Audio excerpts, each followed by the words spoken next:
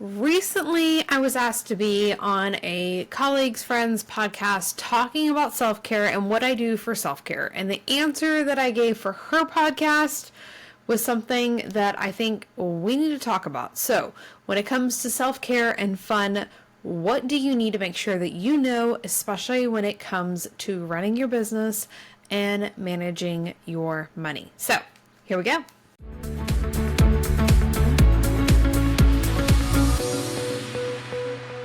Welcome back to the Your Money, Your Life podcast. I'm your host, Aimee Cerka. We are talking today about self-care and fun. I had a friend and colleague ask me recently to record something for her podcast talking about what I do for fun and self-care.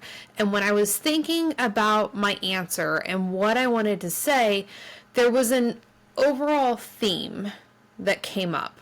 And that's really what we need to talk about today. So make sure you stick around because that's the portion that we need to know before we'll start with some of the surface level things, but we need to know this portion for it to really make the impact that it needs to. All right.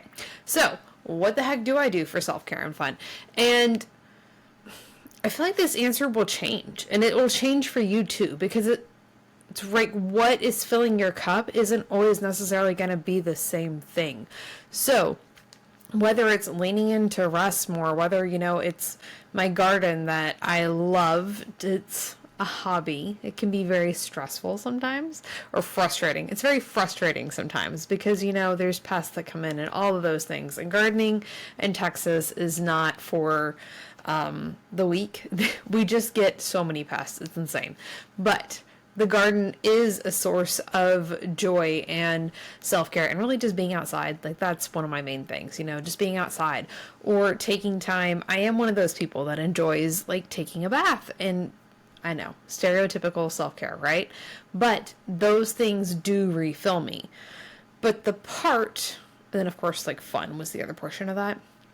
And again, outside, I love movies. I'm pretty, laid back, simple, whatever you want to call it. But those things do recharge me and I enjoy them. But the thing that makes all of that really possible is the shift that I made behind it. And that's really what I wanted to make sure that we talked about today.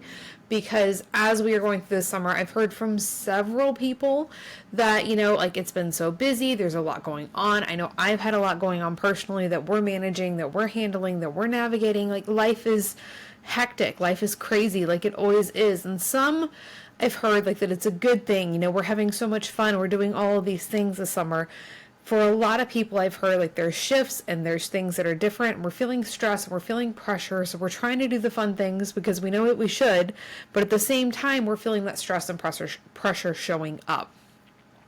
So how do you still have time to take care of yourself? Because, we've all heard you can't pour from the empty cup and all of those things. How do you have time for the self-care and the fun when life is stressful? And this is the key here. We have to not let the shoulds, air quotes here for you that are listening, and what others say that you should do or that you have to do determine what you actually do. Okay? So we've got a couple examples here. We can start with the bath. If that doesn't refill you, if that doesn't recharge you, you don't need to do it. It's not you should do this. There's people that talk about giving up coffee for a health perspective. And yes, coffee isn't that great for you, but that's not the point. There's no, you should do this. You should not do this.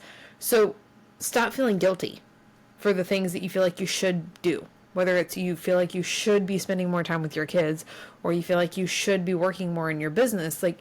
What is it that you want to do? And yes, of course, there's things that we need to do, and we can take that aside. And when there's a whole nother conversation there about priorities and all of that and focusing on the things that actually we need to, but that's not what we're talking about. We're talking about the guilt that comes up from the things that we feel we should be doing. And when you feel that guilt, take a step back. Is it something that you actually need to do? Whether it's a live launch in your business that you feel you should be doing, or attending that networking call for that bundle that you're a part of that they keep promoting, and you feel you should be doing it, even though it's not something that works for you. Personal experience here. That's one that I have to keep reminding myself, like, hey, no, this does not work for me.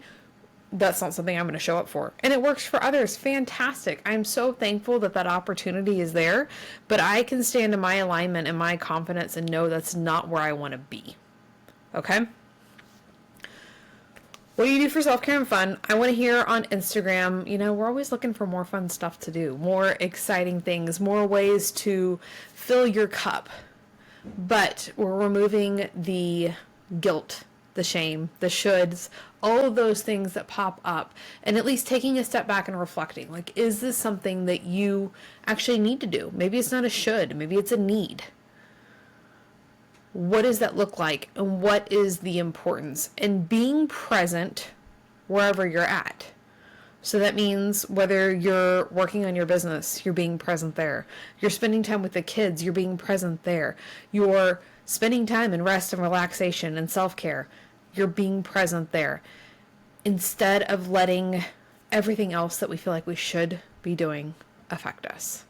All right, and that's a skill. It is not an overnight thing that you're going to be able to achieve, but it's something that we can work on being more intentional with every single day as we go throughout those steps, all of those things. All right. That's it for now. I do want to hear, what do you do for self-care and fun? Send me a message on Instagram. That's it for now. Next week, we're going to start a quick series as everybody gets ready to jump back into the school year and a busier time and all of those things. We're going to do some quick hit action steps, simple things that you can do to move forward within your finances, within your business, and within your life. So that's it for now. We'll see you next week. If you're struggling with shame and guilt around your finances, whether it's debt, impulse spending, mistakes from the past, or the fact that you still haven't hit your income goal, then it's time for you to work with me. There are different levels of support and price points that you can use on the path to removing that guilt and shame so you can step into your unstoppable life. After all, your finances are unique to you, and your support should be too. Go to workwithaimee.com to get started with one of my most popular programs, or you can book a Q&A call with me and we'll figure out what that next step should be. And those links are hanging out in the description of this video as well.